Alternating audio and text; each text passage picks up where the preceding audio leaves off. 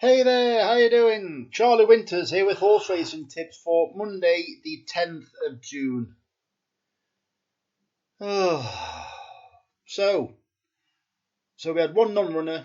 We had a horse that needed to lead but was taken on for the lead, so in the end faded. I mentioned to everybody about keeping an eye on the Mark Johnson horses, and then I selected two horses, and the winners of the race were both Charlie Johnson horses. So we had Tenerife Sunshine or Tenerife Sunset, and the one that beat the Jane Chapel Hyam horse that was selected. So I can't do what we're recording now, but it doesn't matter. So I mentioned about keeping an eye on the Johnson horses, and what happened? They got a double up. So can it get any worse? I really like the look of these four, but that means absolutely nothing anymore now, does it? So I'm waiting for the free bet in the morning. So it'll be at 25 pence each way. Lucky 15 comes to £7.50, but I am purely only staking that because it's the free bet. So the first selection is Nancy P at 12 to 1 in the two. What I'm going to do is because it's three separate £2.50 free bets. I'm gonna place one of the free bets taking the prices, and the other two free bets not taking the prices, because I think one horse will shorten, and I think the other three could quite easily drift. So the first selection is Nancy P at 12 to 1 in the 2 o'clock at Lingfield. My only concern about this is it's 8 runners from 9 already. If it goes to 7, sometimes, but don't rely on this, sometimes Sky Bet swap it to 3 places instead of 2. So this horse, Nancy P, I thought it was gradually progressing on the all-weather. It then made its reappearance run under Oisin Murphy at Yarmouth.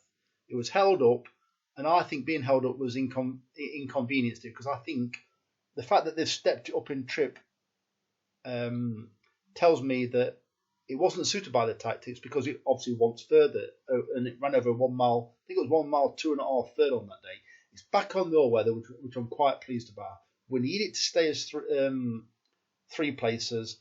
So it's Nancy P. I think it's got a decent chance, and it will appreciate the step up in trip and the return to the all-weather. The second selection is Composite at 7 to 2 in the 2:35 at Lingfield. I think this is also 8 runners, but this has got a decent chance of winning. This horse, for me, it's an all-weather horse, and it's back on the all-weather after 2 runs. The most recently disappointing, but these are in quite warm races. It were at Newmarket in a Class 3. It last won on the all-weather. The last time it ran on there, it was at Kempton, and it achieved a Racing Post rating of 9 to 2. I think this horse is only rated 85, so that's a massive tick in my book. If it can settle, because apparently it ran 2-3 last time.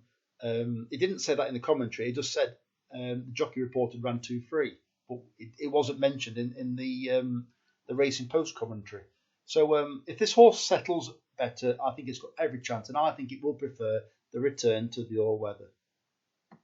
The third selection is Fits Perfectly at 15 to 2 in the 3:05 at Lingfield. And then finally, Sam Sarfati, or something like that, or Sarpati, at 14 to 1 in the 8 o'clock at Pontefract, paying 4 places instead of 3. This horse, in my opinion, will appreciate the big step up in distance. It's trained by, I believe it's Sarah Ender. It's bred to want, in my opinion, 2 mile or further than 1 mile 4 furlong. It's been run over so far. It's a poor race. It's nothing special, and I think it could win a place. It's 14 to 1. I think the price is too big. So when I mentioned about the prices shortening, I think actually the first 2, Nancy P and Composite, are actually it's worth taking the prices, because I think actually they might shorten, especially Nancy P. I think Composite could end up being, worst case, probably 11 to 4, but Nancy P, I think it's a 7. I think it's a 6 or 7 to 1 chance. So those are the 4 selections. So if you give me a like, please, I'd really appreciate it. I know I'm really pushing up by asking for likes when the videos and the performances of the horse have been absolutely shocking. So anyway, the very best of luck. Charlie Winters, over and out. Cheers, mate.